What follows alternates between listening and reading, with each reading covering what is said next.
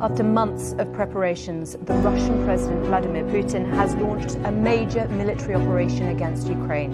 Speaking on national television, Mr. Putin urged Ukrainian troops to lay down their arms and go home. Kherson, Donetsk, Luhansk, Mariupol, Kharkiv. 306 days of Russian-Ukraine conflict. Tens and thousands of deaths on both sides. Georgia in 2008, Ukraine in 2014, Syria in 2015. Does the story end here, or is there more to it? Stop guessing, as we will get the answer in today's episode of The East Opinion.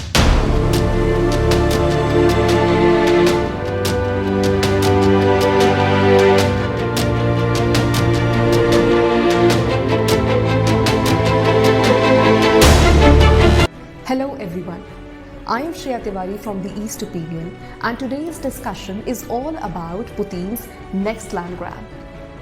Let me drop the first hint for you. Likely, this time it's not going to be an ex-Soviet state. Yes, ponder upon it until I drop the next hint for you. Let's look at some recent facts first. Few days back, some reports emerged that a new Kremlin policy requires all the international naval ships to give a 45 days notice to Russia before entering the Northern Sea route that connects the Atlantic and Pacific Ocean via the Arctic waters north of Siberia. Ships found in the violations of these conditions will be forcibly halted, detained, or in unspecified extreme circumstances, eliminated. Now the Russian officials justify these naval restrictions by claiming that the more active naval operations by various foreign countries in the Arctic require such response. Now, does this tactic remind you of something? Georgia in 2008, Ukraine in 2014, Syria in 2015.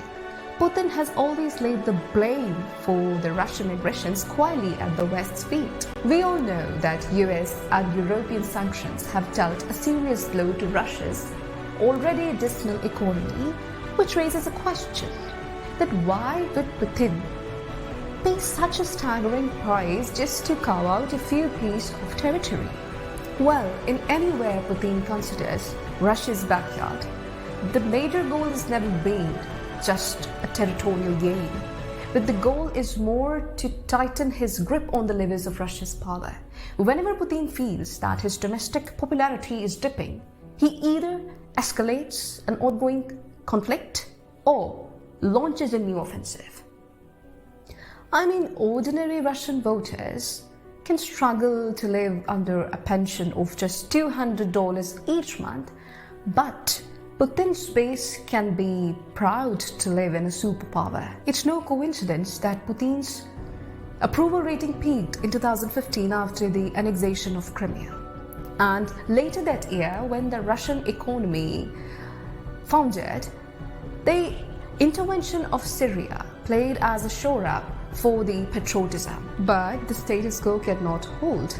According to the March 7 polls of the Russian Public Opinion Research Center, the Russian voters' trust on Putin has fallen to 32%, which is the lowest since 2006. And true to form, Putin has been escalating provocations in recent months as his popularity has declined. Putin's violation of laws and norms in Russia's backyard could no longer shock the world.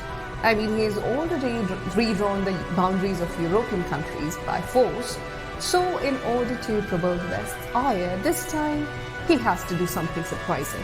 It's not a question whether he will attack, but where. Some predict that the Baltic nations of Estonia, Latvia and Lithuania could be the next target, but we feel that for now the Baltic nations are safe for two reasons.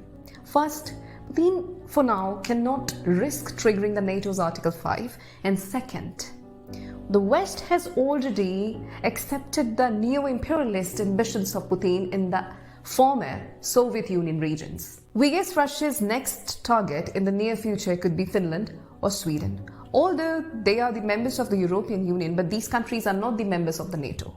And by targeting a European Union country, Putin can expect reaping the rewards of the public approval back at home, who are desperate for another victory. Well, we don't expect Russian tanks to roll into Stockholm or Helsinki unopposed, but it would be relatively simple for Moscow to execute a land grab over some remote Arctic enclave or some small island like the Sweden Scotland. I mean, considering the Russian strategic capabilities it has built over its north flank, it could be possible. I mean, who would go for war over a small frozen Baltic island or a frozen piece of Finland's tundra? NATO wouldn't, but Putin would, because stakes are higher for him.